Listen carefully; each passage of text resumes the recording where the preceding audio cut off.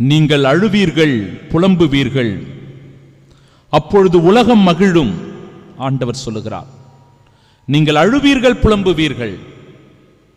எல்லாருடைய வாழ்க்கையிலும் இப்படிப்பட்ட இழப்புகள், பிரச்சனைகள், சண்டை சச்சரவுகள், போராட்டங்கள் வருகிற போது நாமும் புலம்புகிறோம், தவிக்கிறோம், என்ன செய்வது என்று தெரியாமல் அல்லல் படுகிறோம், வேதனைப்படுகிறோம்.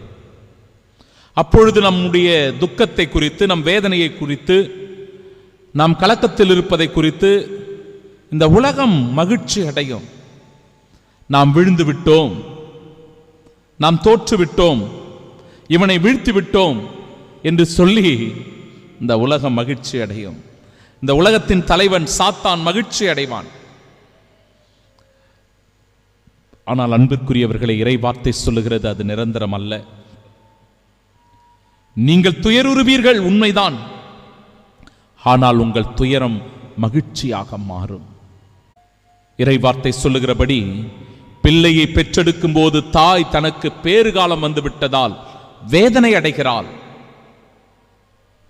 ஆனால் அதே தாய் பிள்ளையை பெற்றெடுத்த பின்பு உலகில் ஒரு மனித உயிர் தோன்றி உள்ளது என்பதற்காக அந்த மகிழ்ச்சியால் தன் வேதனையை அவர் மறந்து விடுகிறார்.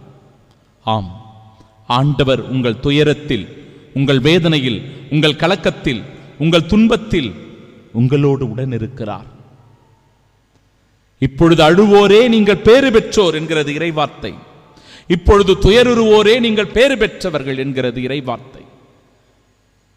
ஏனென்றால் ஆண்டவர் உங்களை தேடி வருகிறார், உங்களை மீட்க வருகிறார், உங்கள் துயரத்தை துடைக்க வருகிறார், உங்கள் அழுகையை மாற்ற வருகிறார். எனவே நீங்கள் பேறு பெற்றவர்கள்.